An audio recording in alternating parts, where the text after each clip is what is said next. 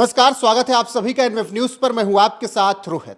जम्मू कश्मीर के पहलगाम में जिस तरीके से आतंकी हमला हुआ उसके बाद स्थिति तनावपूर्ण है और प्रधानमंत्री नरेंद्र मोदी के फोन कॉल के बाद तुरंत गृहमंत्री अमित शाह पहलगाम के लिए निकल गए स्थिति का जायजा लेने के लिए। और इस बीच मस्जिदों से भी बड़ा ऐलान हो गया है। जी हां, पहलगाम की मस्जिदों से बड़ा ऐलान किया गया है और जो ऐलान किया गया है उससे आप समझ सकते हैं कि वहां की स्थिति क्या होगी और कितनी भयावह स्थिति होगी, क्योंकि सैलानियों को मारा गया, ऐसे लोगों को मारा गया जो कि वहां पर घूमने गए थे, पर्यटक थे, और उनका नाम पूछकर उन्हें मारा गया, उन्हें गोली मारी गई। और आतंकियों की इस करतूत के बाद अब पहलगाम की मस्जिदों से ऐलान किया जा रहा है कि शांति व्यवस्था बनाए रखें, किसी भी तरीके की अफवाह में कोई भी ना पड़े और किसी भी तरीके के संदिग्ध व्यक्ति को कोई सहारा ना दे और उसकी जानकारी तुरंत प्रशासन को दी जाए।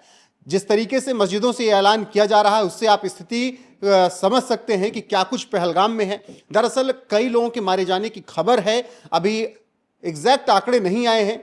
कई रिपोर्ट्स में दावा किया जा रहा है कि 20 से 30 लोगों की हत्या कर दी गई और लगभग 10 से 20 लोग घायल हैं और नाम पूछ कर लोगों की हत्या की गई है। उसके बाद इस स्थिति को कंट्रोल करने के लिए गृहमंत्री अमित शाह खुद तुरंत के तुरंत प्रधानमंत्री नरेंद्र मोदी के फोन कॉल के बाद जम्मू कश्मीर के लिए रवाना हुए, श्रीनगर पहुंचे और फिर पहलगाम में वो स्थितियों का जायजा ले रहे हैं। आपको जानकारी देते चलें कि प्रधानमंत्री नरेंद्र मोदी आज सुबह ही सऊदी अरब के लिए रवाना हुए थे।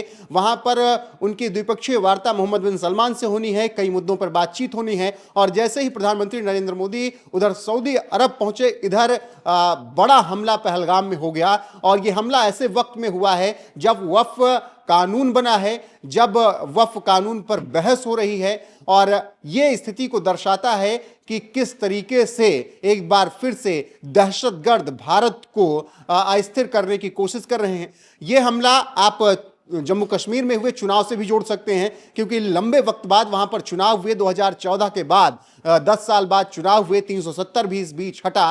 और जब अब स्थिति ठीक हो रही थी और ठीक ठाक तरीके से जम्मू कश्मीर पटरी पर लौट रहा था, उमर अब्दुल्ला जिम्मेदारी संभाल चुके थे जम्मू कश्मीर की और केंद्र और उमर अब्दुल्ला की अच्छी खासी बन भी रही थी और विकास के रास्ते पर जम्मू कश्मीर को ले जाया जा रहा था। वो चीजें बर्दाश्त इन दहशतगर्दों से नहीं हो रही है। जिनकी दुकान इस नाम से चलती है उनको ये चीजें बर्दाश्त नहीं हुई, इसीलिए एक बार फिर से जम्मू कश्मीर में इस तरीके से पहलगाम को दहलाने की कोशिश की गई। और इस बीच अब मस्जिदों से ये कहा जा रहा है, मुस्लिमों से अपील की जा रही है कि वो किसी भी तरीके की अफवाह में ना आए। स्थिति धीरे धीरे ठीक हो जाएगी। किसी भी तरीके की अगर किसी को कोई संदिग्ध जानकारी मिलती है तो प्रशासन से वो तुरंत साझा करे। बहरहाल जो भी अपडेट आएगी पहलगाम आतंकी हमले पर वो आप तक जरूर पहुंचाएंगे। बने रहिए हमारे साथ लगातार। नमस्कार।